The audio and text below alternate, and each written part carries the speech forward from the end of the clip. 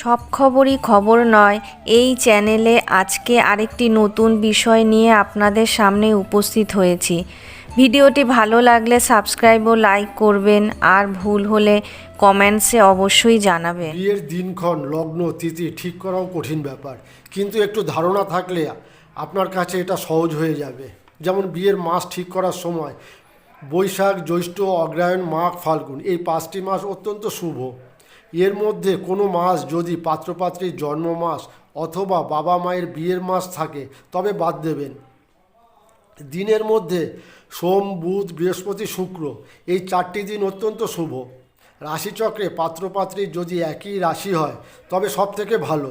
গণের ব্যাপারেও তাই, একই গণ সব থেকে ভালো, তবে নরগণ ও রাক্ষসগণের বিয়ে না হওয়াই ভালো।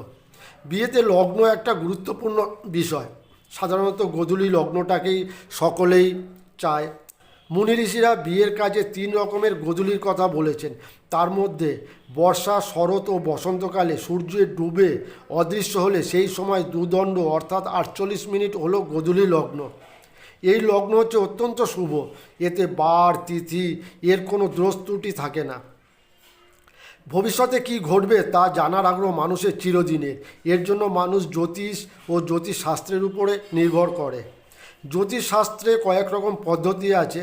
তার মধ্যে প্রচলিত পদ্ধতি হচ্ছে বেশিরভাগ হস্তরেখা ও জন্মকুণ্ডলী বা ঠিকুচি বিচার। হস্তরেখা বিচারের থেকে পাত্রপাত্রী পক্ষ জন্মকুণ্ডলীর উপরে বেশি ভরসা করে। এখন তো কম্পিউটারের মাধ্যমে হচ্ছে। জন্মকুণ্ডলী নির্ভর করে রাশিচক্রে 12টি রাশি, প্রত্যেক রাশির অধিপতি আবার 9টি গ্রহের উপর।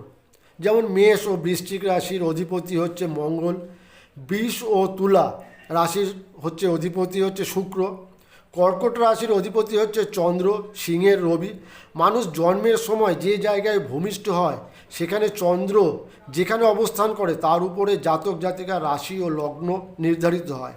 সুতরাং একেবারে নির্ভুল সময় জ্যোতিষীদের জানাতে না পারলে ঠিকুজি নির্ভুল হবে না। কিন্তু তা সত্ত্বেও দেখা যায় দুটি যমজ শিশু একই সময় ভূমিষ্ঠ হয়েছে, একই জায়গায় বড় হয়েছে। অনেক সময় দেখা যায় তাদের প্রতিষ্ঠা, সাফল্য, ব্যর্থতা দুটো ভিন্ন রকম হয়েছে। তাই সবসময় সব কথা শেষ কথা হলো, আমি আমার অভিজ্ঞতা এবং বই পড়ে যেটুকু জেনেছি বুঝেছি সেটা হলো, সারা পৃথিবীতে প্রতিদিন প্রতি মুহূর্তে যা কিছু ঘটছে বা যা কিছু ঘটবে তা সবই নির্দিষ্ট হয়ে আছে বা হয়েছিল বা আগামী দিনে হবেও। জগতে কোনো কিছুই অনিশ্চিত নয়, সবই সুনিশ্চিত হয়ে রয়েছে। বিষয়টি আমাদের অজানা বলে সর্বদা আমরা উদ্বেগ উৎকণ্ঠায় থাকি। শত চেষ্টা করলেও আমরা আইনস্টাইন, নিউটন, রবীন্দ্রনাথ, স্বামী বিবেকানন্দ আর একটাও পাবো না, বা আমরা তৈরিও করতে পারবো না। সুতরাং হবে না। আমরা চেষ্টা করি কেবলমাত্র নিজেদের সন্তুষ্টির জন্যে।